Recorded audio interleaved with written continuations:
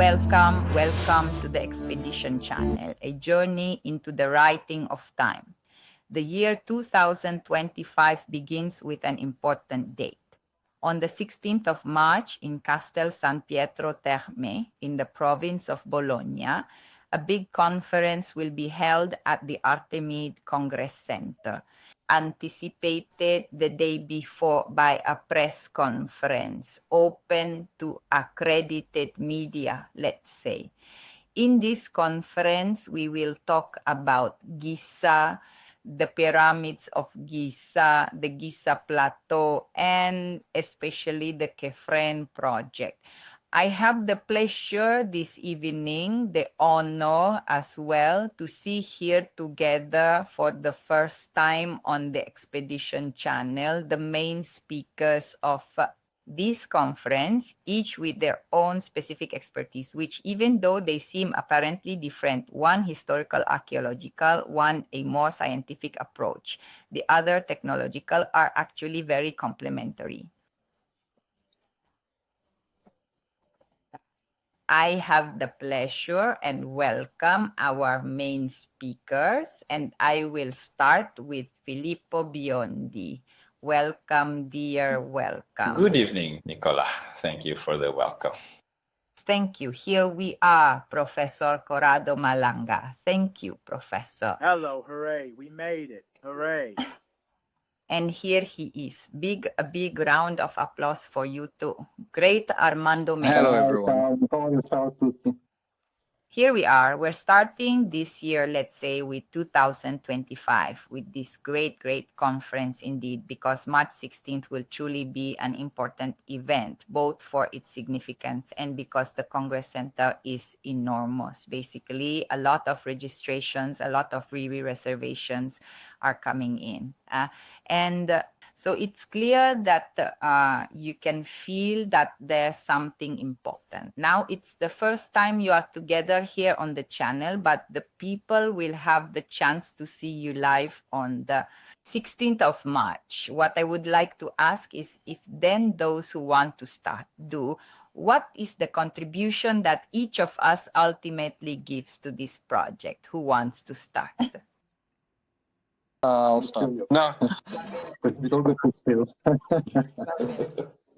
Actually, well, my modest contribution, in short, is linked to a study primarily historical, archaeological, with a particular focus, obviously, on the Giza Plateau, which has been at the center of my studies and research for over 40 years. And I started as a kid to become interested in ancient Egypt, and in the pyramids in particular. So focus on the pyramids, and in particular, well, on ancient texts, even the more hermetic ones, I mean. I'm referring in particular to the Egyptian Book of the Dead, or the pyramid texts, and also to another document that, however, is considered unreliable because actually an original does not. We have, but also the Emerald Tablets. The Emerald Tablets, for some aspects, have entered my field of interest. To all this, I then combined a particular focus by developing mathematical models, let's say, to try to identify the existence of any hidden codes, in the architecture of the monuments. From there, the whole story of the 137 was born, as you know. And so combining these somewhat experimental aspects in my field of research and study, in the end, very interesting things have emerged and are emerging. We will talk about it later during the conference on March 16th. Sure. Obviously, you are already studying, so you can't give many big previews. Of course not. I mean, it will definitely be discussed on that date. But what obviously people might want to know, but let's say you will tell them on you will tell them on March 16th. Yes. Also because everything is very much in flux. I mean, we are still delving into very complex topics, so we need the necessary time before we have a complete picture of the entire situation. Sure. In fact, I would say one thing, Filippo Biondi, there you go.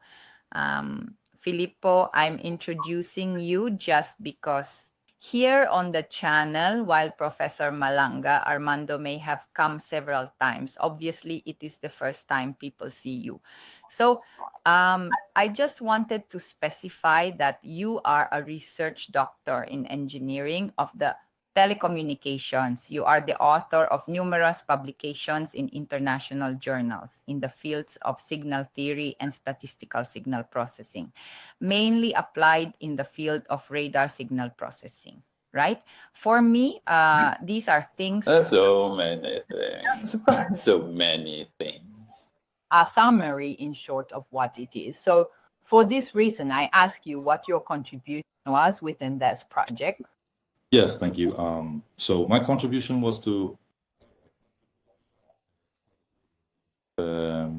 try to find a scientific method to see if there was thus the possibility of estimating the presence of voids that were located under the pyramids.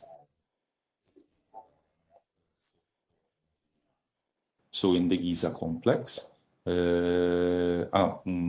to do this, let's say we relied a bit, we began to see what we could do. Then in the end, we found a solution that we consider most suitable, which is to process satellite images, therefore open source satellite data, those that are normally found online, and that the providers of these satellite data make available to the community, the scientific community, for purely research purposes. And let's say we had the opportunity to download high spatial resolution satellite data of the Giza Plateau. And with this, we tried a bit racking our brains, trying to figure out how it was possible to investigate the depths terrestrial. Well, considering the physics behind it, let's say the information, let's call it that, the electromagnetic information, we all know very well that it only presents surface interactions. And so let's say they didn't do much with this. What we needed was something that could penetrate more underground.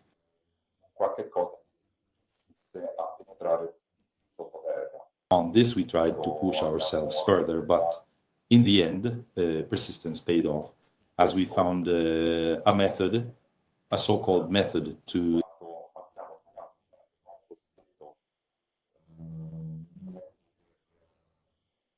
synthesize acoustic information starting from the so-called electromagnetic satellite images. This, let's say, is it is part of a model, an innovative model that we managed to create and that we needed to understand. So first of all, extrapolate the acoustic information. Why acoustic information? Because acoustic information penetrates the Earth. And the Earth, and let's say, it penetrates materials. Speaking more in physics, let's say, it penetrates materials, and the more solid materials are, the denser they are, right? And the more the acoustic information shows high speeds. This is a good thing. And so once we understood that it was possible to obtain acoustic information from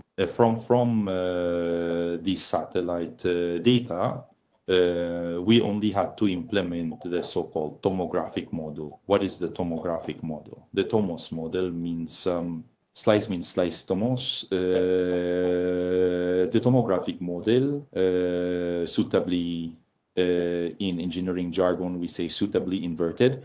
The tomographic model is a matrix that performs the so-called Fourier transform of the observations that we have synthesized. Once we managed to perform the Fourier transform, we saw what was on the ground.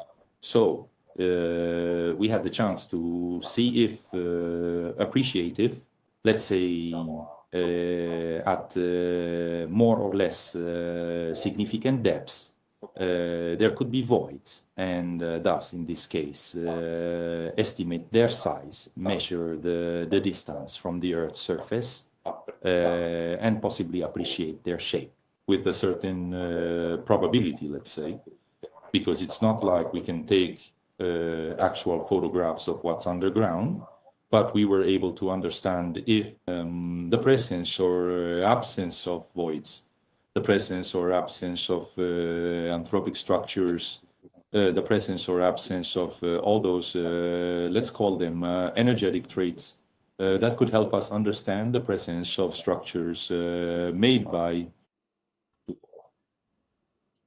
Thank you. Very clear, Professor Malanga. So your approach is obviously scientific to some extent, right? In this regard, in some aspects, in others. Well, I give you the floor. Yes. So this whole problem started several years ago when I happened to write a book about the pyramids, because I believed, especially starting from the pyramid of Khufu, that I had understood what the pyramid was for. So I did a couple of simple mathematical calculations, and I went to see the structures, the shapes of the chambers that we already knew inside the pyramid of Khufu, and analyzing hundreds of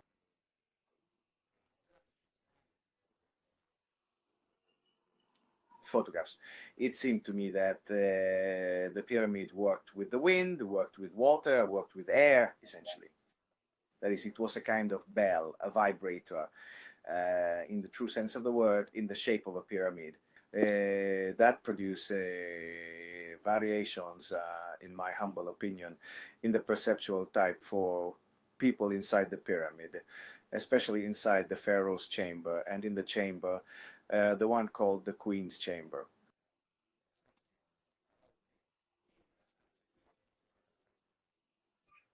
Previous studies had made me think that the soul part of the pharaoh, by feeling this vibration, could really detach from the body and somehow proceed with some operations concerning the health of the pharaoh, probably interpreted today with a bit of an open mind, saying sound in the old hypotheses serves to heal, and this from Tibetan bells to the didgeridoo,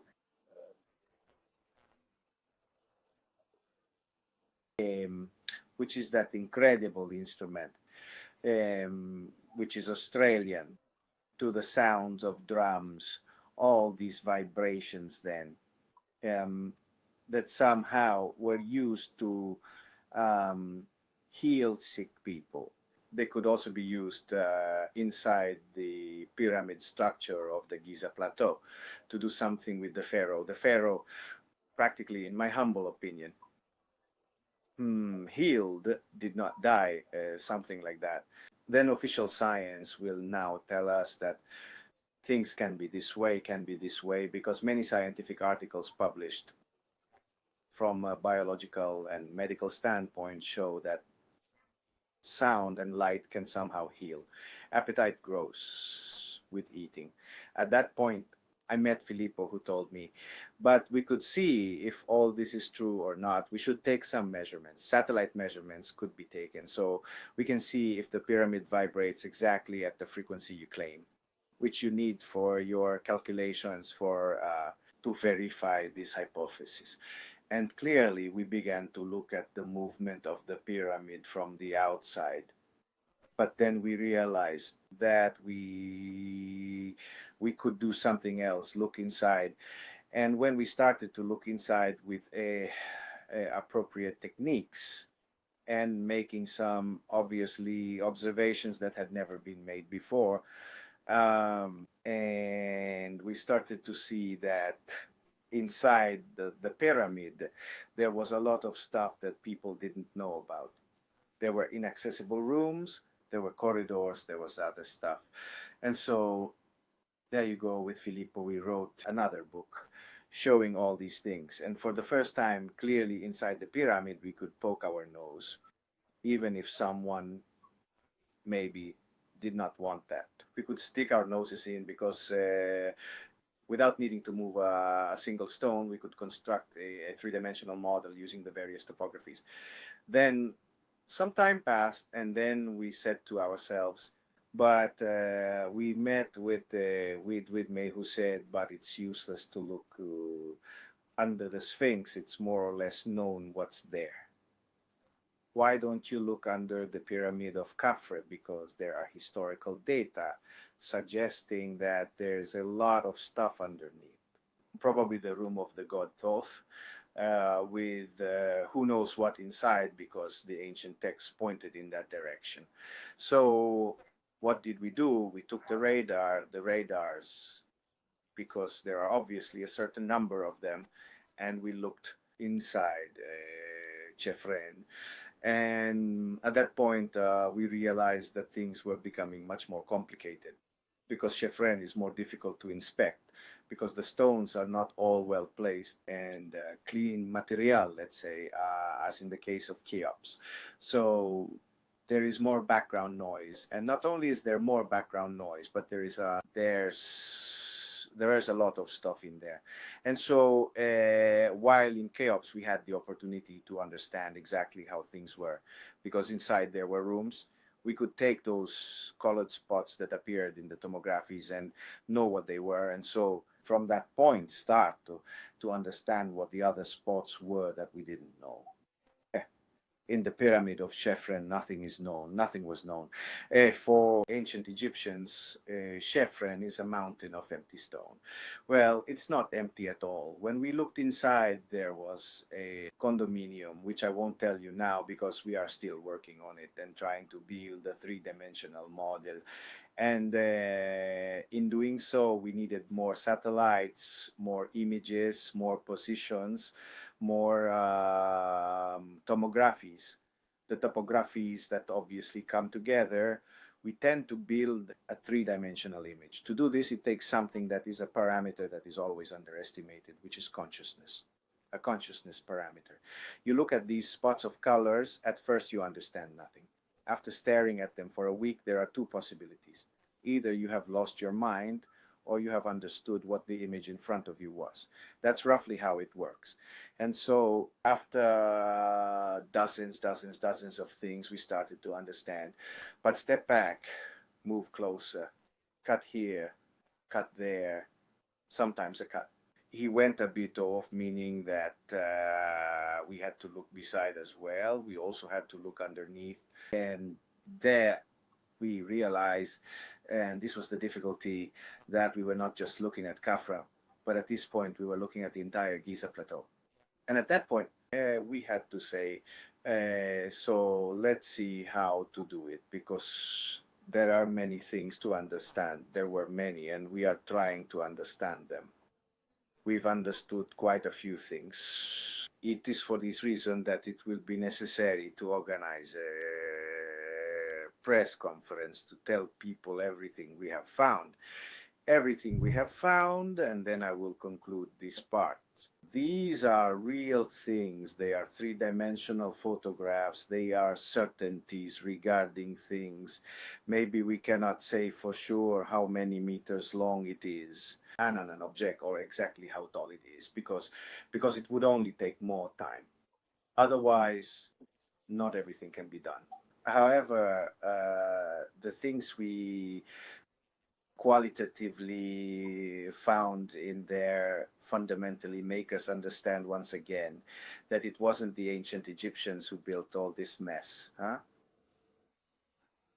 Certainly. Armando, Filippo, I see you agree. Yes. Do you want to add something? Certainly. I realize it's important, right? There are data is coming in, right? Data that you continue to study and process. So it will obviously continue for quite some time. Here, I really think so. In fact, I agree with everything the professor said. From this point of view, I take the opportunity to thank the satellite data providers. In this case, they are Umbra and Capella Space, United States providers who, let's say, do this as a profession, have provided us with the data and made it public for the entire scientific community. So anyone can download and reprocess it, and thus can easily see it themselves.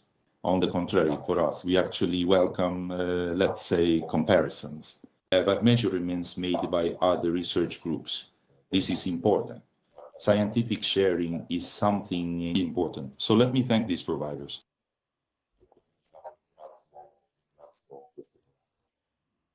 of course, anyway, there are various research groups, clearly, because there are those who have tried to use certain, let's say, systems. Absolutely, yes. Consider that the pyramids, in this case, the Giza Plateau, I think is the most observed place in the world by space sensors. The research groups are the ones, those from the university, those from the various space agencies around the world. So let's say that a lot of research is done from a satellite perspective on the Giza Plateau, let's say. What we have done additionally, maybe since our technique is new, and therefore, let's say, it takes time for the research groups outline the know-how that we are attempting, but we are, let's say, calmly bringing to the market.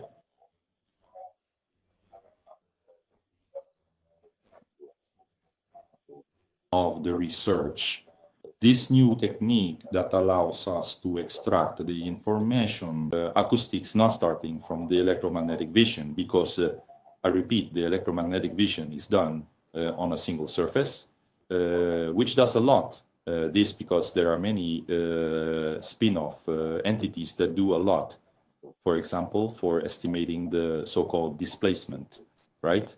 Using interferometry generated by synthetic aperture radar, which is truly the state of the art, which can truly be found innovative today, because through the use of radar interferometry, we can estimate millimetric movements, always superficial, of infrastructures, or estimate, I don't know, landslides, the movement of bridges, and so on. So let's say this is part of the so-called monitoring of the Earth, in infrastructural monitoring of volcanoes, the breathing of volcanoes, and so forth. We think we have done something more. Not for, let's say, in this case, me. I would never say no, but we are better, absolutely not. We have done something more, and we are giving it to the scientific community. We have already done so by writing a scientific article on remote sensing, more or less, let's say, contested by others, but I don't want to say anything. It doesn't matter about the criticisms. The important thing is that science moves forward. In this case, it seems to me that we could also extend this scientific article by expanding the description of the technique also on the entire size. Listen, it's a curiosity, Filippo, but before this meeting, even with among yourselves, was there an interest from you in Egypt, in Giza? I have something like this going on, like this energy that meets.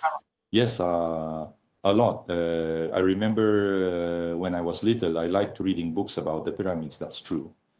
Then I remember in my days, since I am of a certain age, although time does not exist, on that I am no longer certain. Back then, I used to play with the Commodore 64, like my computer. And I remember a wonderful game where I had to go see the tunnels inside the Pyramid of Cheops. I had this game and I had a lot of fun watching it. Was it a coincidence? I don't know. Anyway, here I am. Incredible. You see, incredible. With some amazing people. Thank you. How nice. Thank you. This is a beautiful, you see, a beautiful sharing, really beautiful.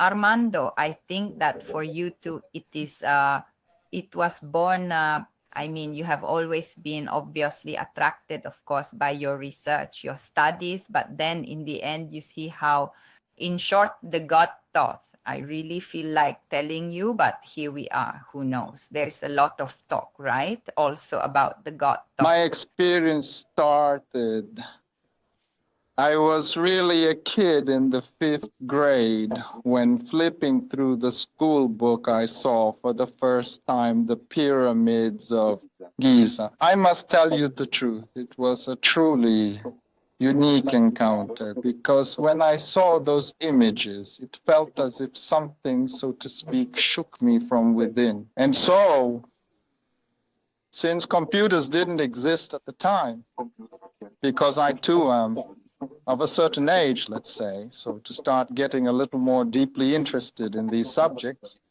well, I had to wait a bit, then buy some books on the topic.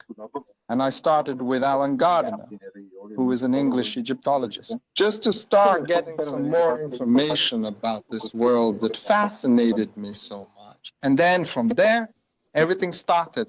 In short, until at some point, I don't even know why, I found myself as a speaker at this conference in Dubai in 2010, where there were well-known figures at the time.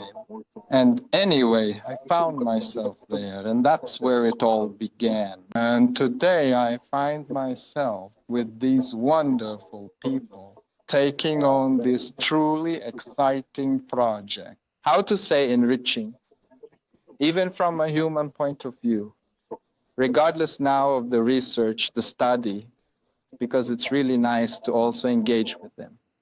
And so I am truly very happy, especially about this aspect. Then the results that will come, we will see them together. We'll see them together, right, Professor? Come on, then we'll say that we'll meet on the 16th of March, the conference in person with all the people who will come and where. So at the Atemi Convention Center, I say it and repeat it, but you will find everything in the description. The day before, there will be a press conference, but that is not for the public, but for the press, obviously, for accredited media. And anyway, we will meet there with many, many people. Professor, do you have anything to add, or shall we say goodbye? But briefly, the issue is the following. When we start with a target, that is with a goal, we want to go in a certain direction to achieve a certain result. In reality, in research, for those who have done research, they know that this thing is trivial. It's not like this. Because when you try to set the boat in a certain direction, something always happens that makes this boat go to the right, go to the left. And in the end, you discover a lot of things that are not what you wanted to discover, but much more interesting because no one ever thought of them. So in this research, we have opened doors that, yes, they show what will be on the Giza Plateau, how it is made, how it is built like no one has ever seen it. But there's another question that follows, which is who made this stuff? Who built it? The fundamental problem is that this question has only one answer. Someone before us existed who knew how to do things that we don't know how to do. Now, put it however you like, but we can start from this point.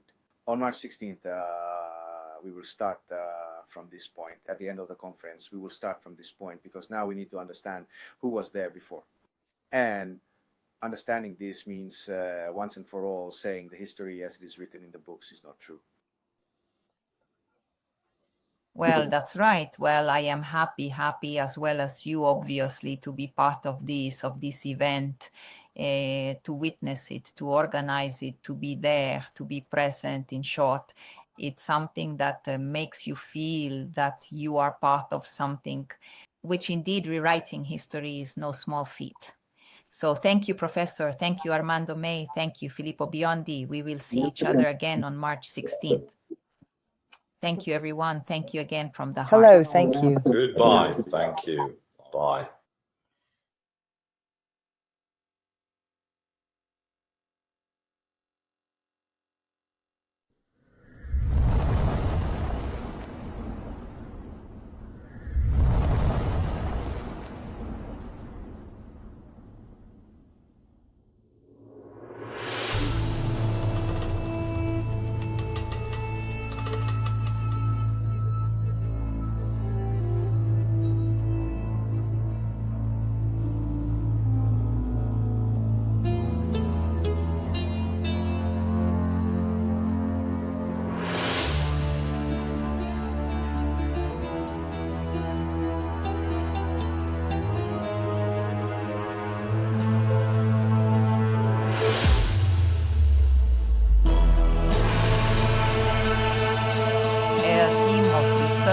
Composed of Filippo Biondi, Armando Mei, and Corrado Malanga have joined forces and their expertise to unveil once and for all what no one else until now had the ability and courage to investigate.